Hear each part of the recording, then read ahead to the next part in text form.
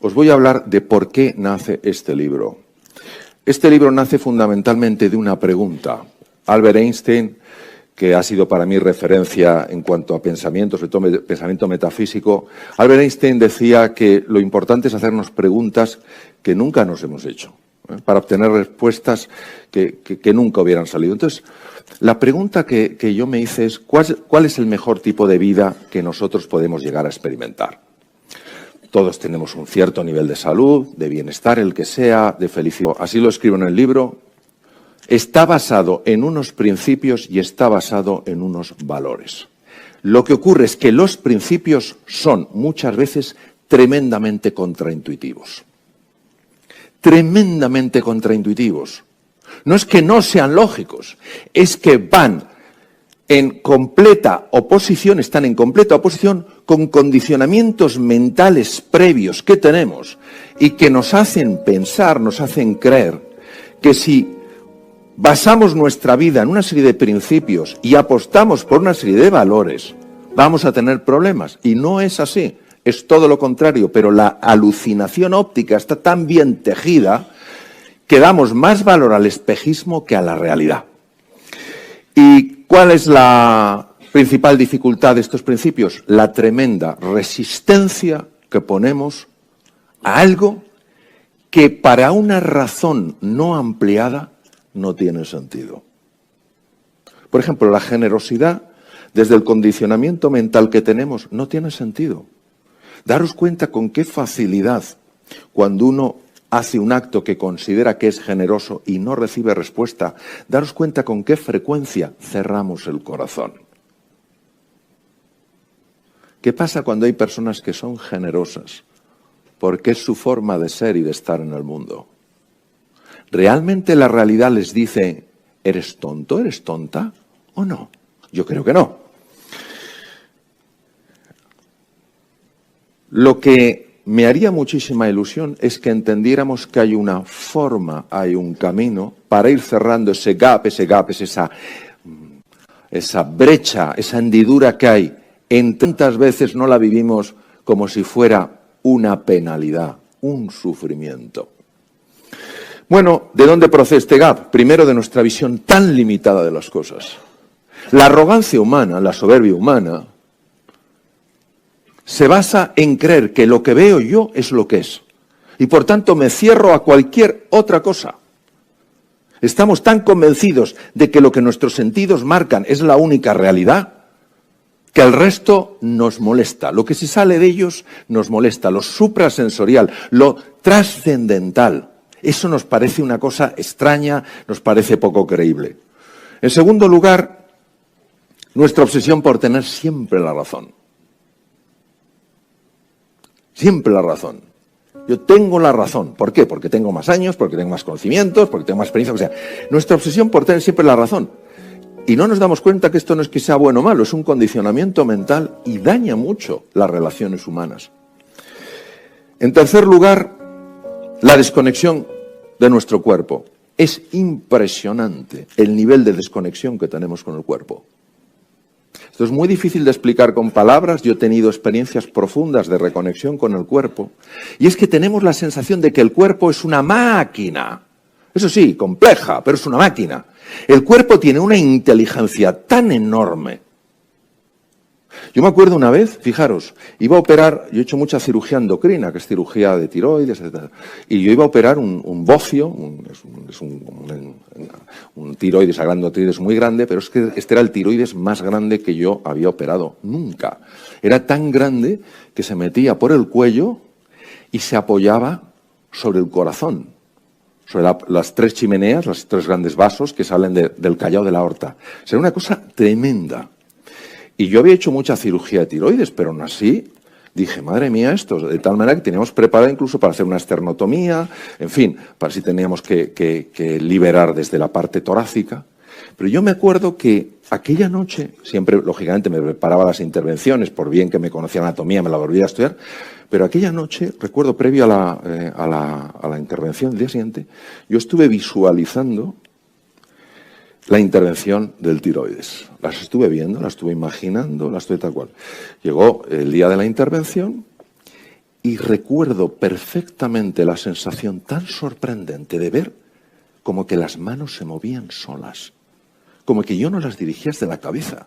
O sea, era una cosa, era una fluidez, era una precisión en el movimiento que dije yo, lo miraba con sorpresa y gratitud. Entre unas cosas y otras, no hubo que abrir el externo, salió perfectamente, la operación fue muy bien. Es decir, hay muchas fuerzas dentro de nosotros a las cuales no les damos ni una oportunidad de que afloren.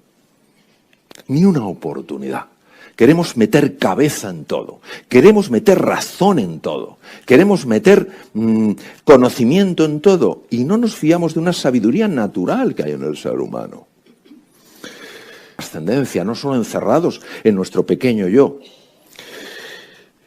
¿Y qué ocurre cuando nosotros no cuidamos estas cosas? Porque no sabemos que pueden ser cuidadas, pues que esto afecta a todo ello, a la salud, a la prosperidad, a las relaciones humanas, al bienestar y a la felicidad. Entonces, vamos a recorrer el camino. Para quitar, para hacer desaparecer ese gap,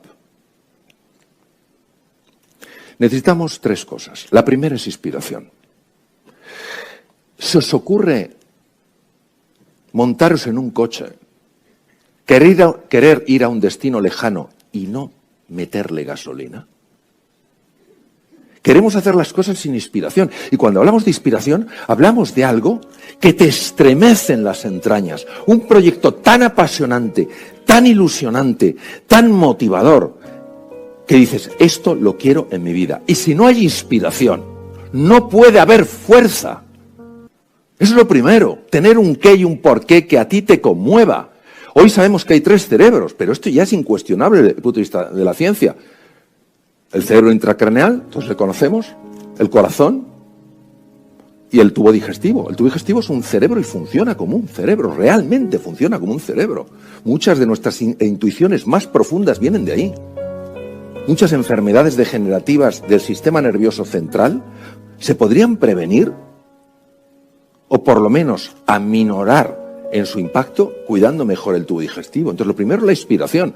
Por eso hay que leer cosas que nos inspiren. Hay que acercarse a personas que nos inspiren, no a personas que nos chupan la energía. Que han hecho de ello un deporte. Entrénate con un balón de reglamento. Te dejo un sofá. Pero no me utilices a mí para drenarme de energía. Yo necesito esa energía por las mañanas para moverme con entusiasmo, con pasión. Lo mismo que yo no dejaría que alguien entrara con un cubo de basura y echara la basura en el sitio más bonito de mi casa, tampoco puedo permitir que alguien me eche un cubo de basura en mi mente. Entonces, yo creo que en esto hay que ser radical, queridos. Aparece el vampiro emocional, vampiro, yo me piro. Yo me piro. Yo no gasto glucosa cerebral, yo no gasto oxígeno en algo que me está debilitando, porque no te ayuda a ti, ni me ayuda a mí. Entonces, lo primero es la inspiración. Pero claro, ¿qué pasa con la inspiración? Que si le falta la estrategia, pues sales como una moto. Sales como una moto. ¿Y qué haces? No sé, pero voy como una moto.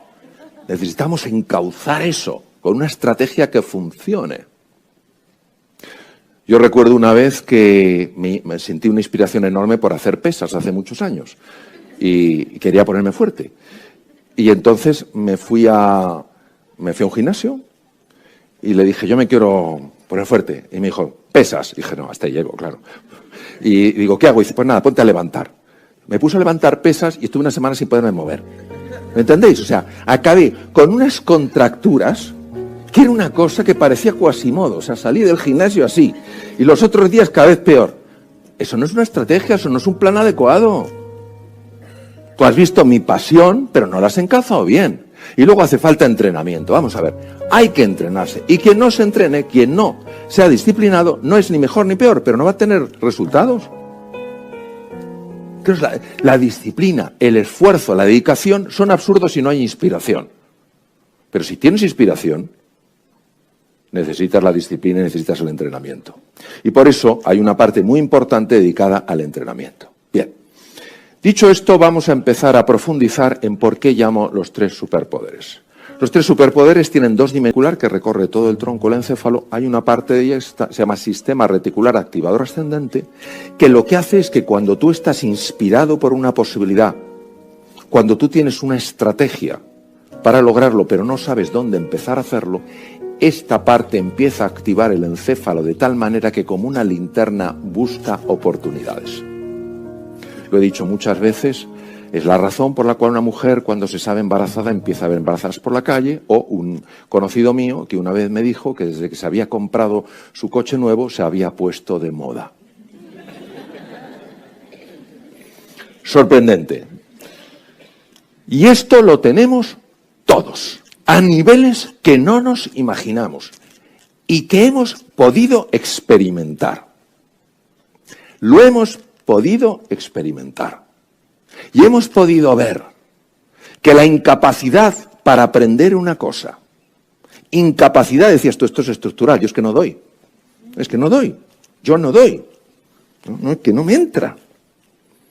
Cuando tú tenías una inspiración profunda, cuando tenías una estrategia aunque fuera sencilla, y te ponías en marcha como los que saben que pueden, aunque parezca que no pueden, al final aparecían cosas absolutamente tan inimaginables que lo primero que generaban en ti era sorpresa. La inspiración a nivel sutil de esa parte nuestra, el sistema límbico, obviamente estoy hablando a un nivel muy físico, a un nivel mucho más profundo. La estrategia de toda la parte de esa cognición de esas áreas prefrontales y la acción, esas manos, de la capacidad de ver dónde puedes actuar. Hay que poner a trabajar el cerebro de una forma nueva. Hay muchas personas que me han preguntado, y esto es normal, y se preguntan a muchas otras personas, dicen, vamos, Mario, ¿es verdad que utilizamos el 1% del cerebro?